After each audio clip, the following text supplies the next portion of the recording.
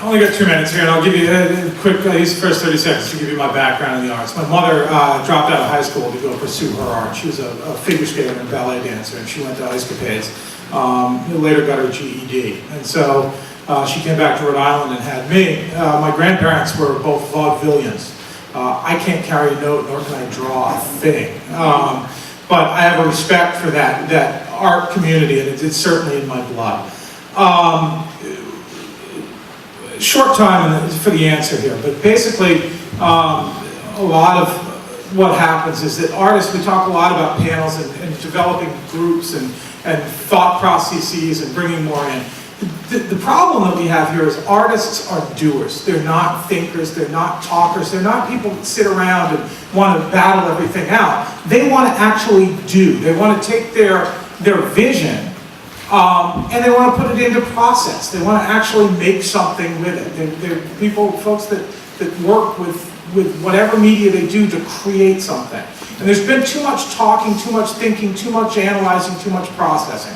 We need to bring the art community into the table and give them the opportunity to get involved in the business that is Providence.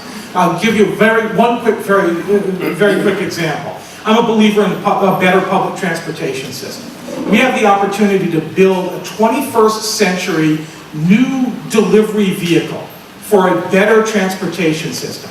I can think of nothing better than bringing the design community in Rhode Island into that to create something that's never been done before, that's the next generation vehicle, so that we can take that out of the city and market it outside of the city to other communities. We have a great design community here and creative community.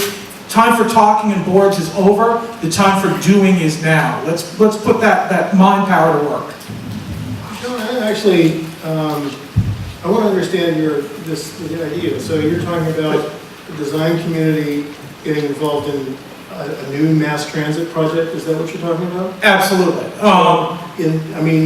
Okay. So designing it. Are they also designing the financing for it? Is that... Actually, part of the finance is built into it, in as much as if we can, in Providence, recreate the old wheel spoken hub system with a transportation vehicle in 21st century trolley, if you will, going out Broad Street, out Elmwood Avenue from the down city region. We can create this kind of system. Then we can put the design community to work on building that 21st century vehicle, that new trolley, that thing of the future that every city will want. The city and the design community that comes up with it owns it. That then becomes a piece of intellectual property, an actual product that the city can market out to other cities. I'm talking about something so revolutionary, so different, so next generation. That it becomes something that's... I said that in every single other debate. So my idea. Create a light rail system and manufacturing it in the city. So my idea. Okay, you can continue. Read Facebook about a year back, Chris, and you'll see that it's there. John Lombardi, I'm running for mayor of the city of Providence, and you know me. I've been in the city for 58 years, been a city council president for 26 years, and I've been fighting for you. 2,759 full-time jobs, $111.8 million, $56.8 million to support families, 1,500 volunteers, 75,000 volunteer hours at a value of $1.3 million. Any mayor who thinks that the artist community is not an economic engine for this city is foolhardy and should not run for mayor. The way we would fund this, we need to engage our tax exempts. Brown University, J&W, RISD. They're the ones, they're the only ones that have the capital. They have the shovel-ready projects. We need to expose our children to arts, entertainment, fashion designing, as opposed to drugs and guns.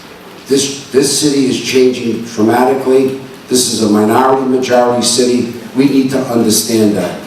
Should we restore arts and education? Absolutely, and that's where the tax exempts can help us. Should we have more festivals? Absolutely. The question is, do we engage business? Do we engage the tax exempts to do what they have to do to make art in the forefront because it is an economic engine. Thank you very much. No, I wonder, what are the levers you're gonna pull, you know, in the office to make this happen? Well, the levers you have to pull is you need to be the champion for this. You have to believe in it. You have to walk the talk. And I'll tell you one of the things you can do immediately. We need to create a chamber of the arts, because if we don't do that, we're losing a vital institution here. And I'll tell you the other thing we have to do. And AS 220, I think, is really the barometer for this. There's an institution that's been there. I've been representing them for nearly 26 years. They've never had a problem. I've never received a call about any kind of complaint. They have many children in there. We know they have gang members in there. How come they're getting it and other institutions are not? So one of the things we have to do with many of these artist organizations, and as we work with these artists, which are the creative capital, is we need to wrap around social service programs. So that's the way we can do it. Thank you. Okay.